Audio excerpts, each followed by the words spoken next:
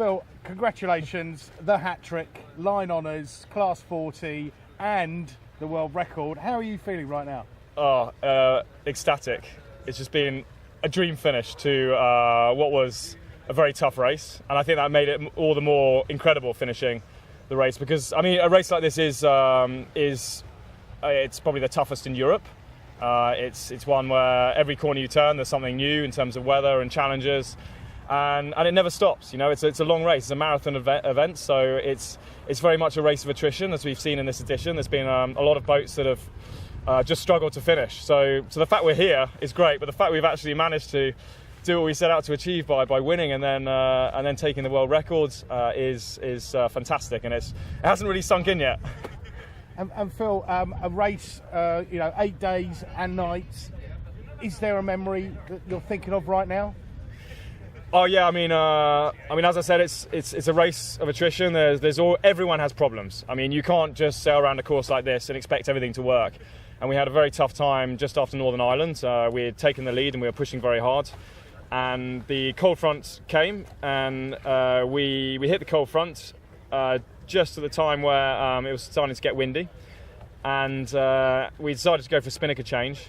And literally seconds after we made that decision, the whole spinnaker blew into pieces. So we were without our most valuable sail for those downwind conditions, and we really thought that was going to penalise us heavy.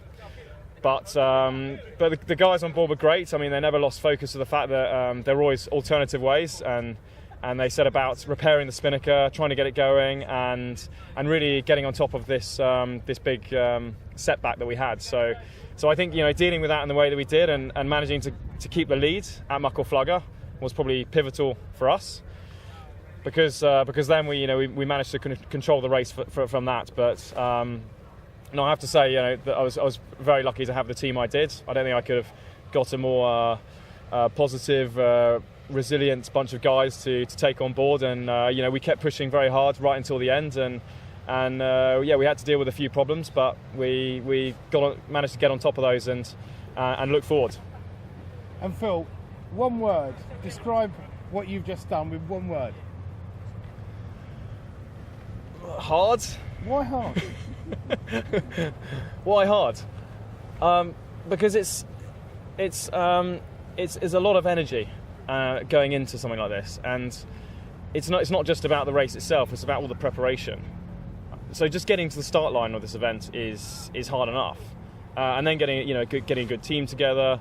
But then having the consistency over such a long period of time over a race it takes a lot of energy. It's tough, and you've also got to make sure you don't make mistakes. Firstly, the mistakes can be costly in terms of your race position, but secondly, if you make a mistake in strong winds in a race boat, then you could lose your mast. So you really got to be attentive the whole time.